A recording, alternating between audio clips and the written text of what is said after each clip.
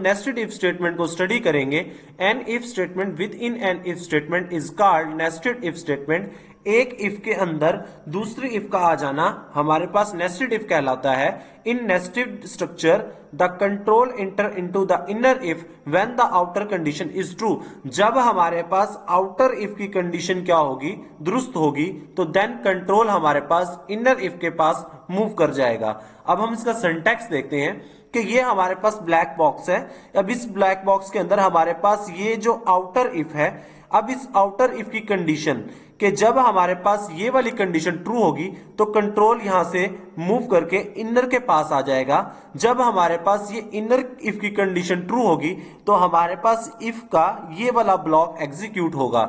अगर हमारे पास आउटर इफ ट्रू लेकिन इनर इफ हमारे पास क्या हो जाए, फॉल्स हो जाए, तो इनर इफ में हमारे पास जो ये एल्स पार्ट है इसका ब्लॉक क्या होगा, एग्जीक्यूट होगा।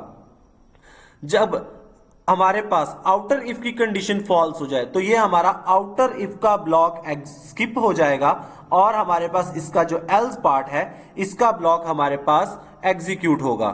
हमारे पास नेक्स्ट हम इसकी एग्जांपल देखते हैं कि मेरे पास दो नंबर्स हैं ए और बी। मैंने ये दोनों नंबर्स चेक करने हैं using if nested if statement कि ये दोनों नंबर हमारे पास इवन है या नहीं है।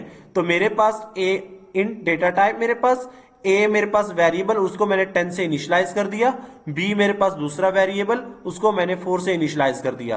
तो सबसे पहले मैं यहां पर आउटर इफ के पास आता हूं तो मैं पहले नंबर को चेक करता हूं, क्या मैं पहले नंबर का रिमाइंडर लेता हूं 2 पर, क्या वो इक्वल टू 0 है जी। 10 का मैं रिमाइंडर लूंगा 2 पर तो उसका रिमाइंडर 0 आएगा तो आउटर कंडीशन हमारी ट्रू, तो कंट्रोल मूव कर जाएगा इनर इफ के पास।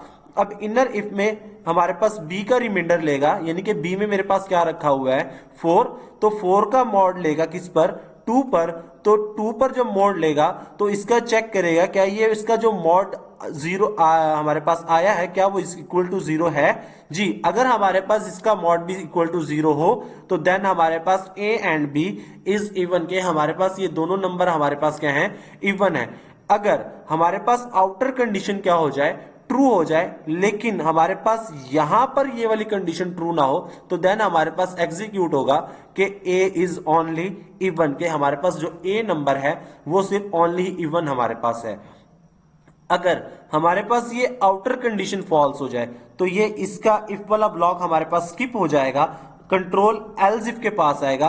अब यहां पर ये बी में जो वैल्यू रखी होगी इसका रिमाइंडर लेगा, क्या इसका रिमाइंडर चेक करेगा क्या ये इक्वल टू 0 है जी। अगर इसका रिमाइंडर इक्वल टू 0 है तो कंट्रोल इसके अंदर आएगा, यहां पर आउट करवा देगा हमारे पास कि बी इज ओनली इवन।